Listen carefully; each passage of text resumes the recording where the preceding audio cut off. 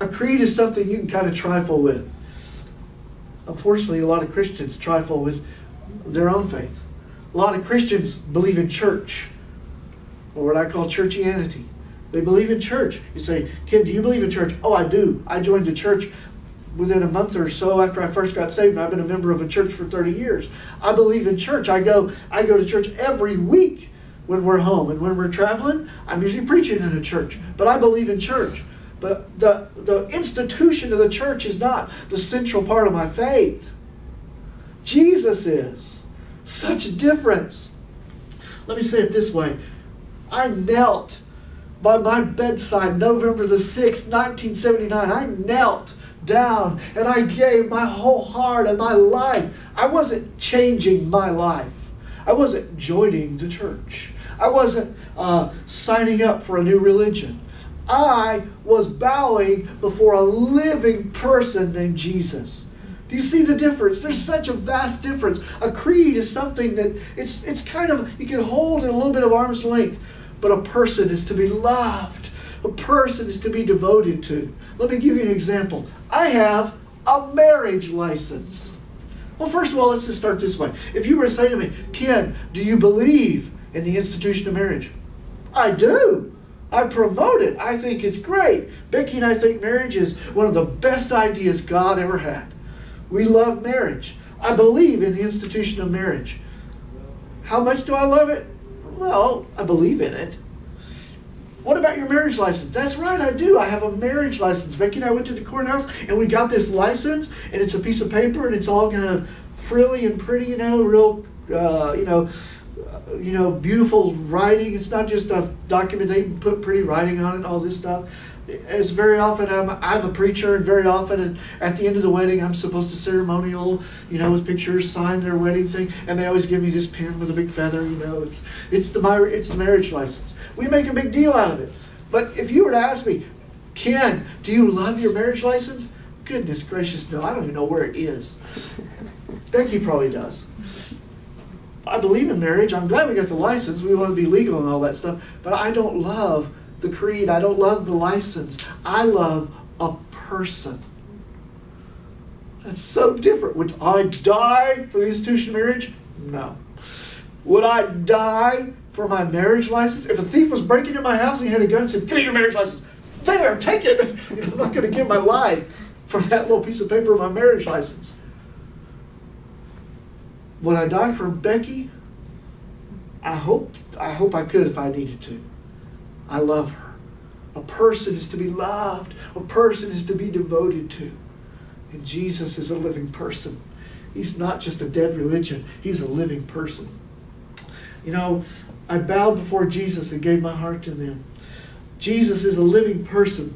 And I'm struggling to put words around all this. It's just come to me in these last weeks, and I'm really struggling to wrap words around this concept, but let me just say it this way. Jesus is not a creed. He's not an institution. Jesus is a living person to me. He commends me. He commends me when I please Him. He corrects me when I disobey Him. He's alive. He forgives me when I ask Him to.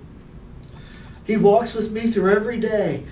When everything is well and when struggles are overtaking me, He's with me. He's alive. He's a living person. He visits me when I'm lonely.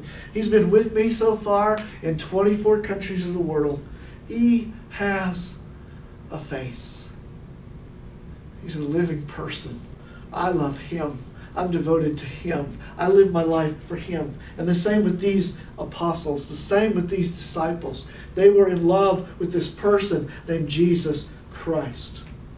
Your level of commitment is directly related to just how much you actually grasp, believe, and embrace the reality of a living Jesus. Your commitment level is attached to that concept. How much do you believe in a living Jesus? See, if you don't really believe in a living Jesus, then you can have sex with your girlfriend if you're not married. If you don't believe in a living Jesus, you can kind of go to church when you want now and then. You don't believe in a living Jesus, you can kind of live your life the way you want to live it. But if you believe in a living Jesus, then you realize He's alive. He sees me. He knows what I'm doing. He knows my heart. I'm committed to Him, and I want to please Him. I want to love Him. I want to be devoted to Jesus. And these disciples, boy, they really got it. These guys, how they lived and how they died. You know, I just want to, let me just do a little bit of this. Some people say, well, the disciples, it was just their opinion that Jesus was raised from the dead. They made it up. They just made up that story for their own financial and political gain. That's what the skeptics say. They just, they thought that'd be something that would really give them notoriety and improve their life, and they'd, so they made up the whole resurrection story.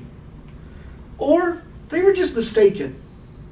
They saw Him go into the tomb, but then they thought, I think after that, I think He's alive. It's just their opinion. That's what skeptics say. And I'm going to talk about that now, how absurd that is. How ridiculous it is to believe that.